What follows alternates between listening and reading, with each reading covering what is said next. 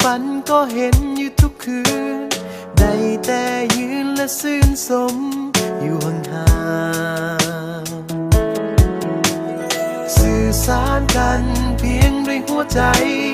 ทุกคำเมาเก็บไว้อยู่ข้างในอยากเปิดใจให้กันแต่บอกกล้าหากสุดท้า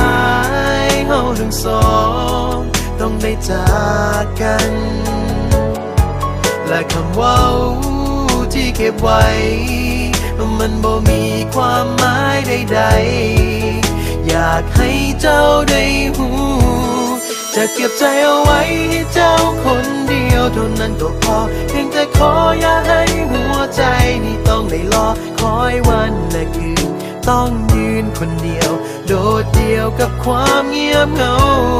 ความหักมีความหมายกินใจเท่าใดก็ว่าบอกอยากจะหักแต่ว่าบอกกล้าที่จะไปบอกถึงลากันไปสองใจต้องจากยังอยากเก็บคำว่าหักไว้อยู่ในใจแลกเปลี่ยนสายตากันครั้งสุดท้ายหมดความหมายความรู้สึกนั้นบอกกันได้เพียงคำว่า goodbye ผมที่จะเว้าออกมาแต่ว่าก็เห็นน้ำตาเพราะว่ามันสากันไปและเราจะต้องทำใจอยากบอกกับเขาว่าแค่อยากให้เขามาเลี้ยวแลแต่ว่าได้เว้าเพียงแต่คำว่า goodbye ในสุดท้ายเราทั้งสองต้องได้จากกันและคำว่าที่เก็บไว้มันบ่มีความหมายใด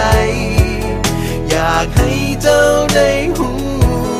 จะเก็บใจเอาไว้ให้เจ้าคนเดียวเท่านั้นก็พอเพียงแต่ขออย่าให้หัวใจนี่ต้องได้รอคอยวันและคืนต้องยืนคนเดียวโดดเดี่ยวกับความเงียบเหงาความหักมีความหมายกินใจเท่าใดก็ว่าบอกออกอยากจะหักแต่ว่าบอกกล้าที่จะไปบอกถึงลากันไปสองใจต้องจากยังอยากเก็บคำว่าหักไว้อยู่ในใจ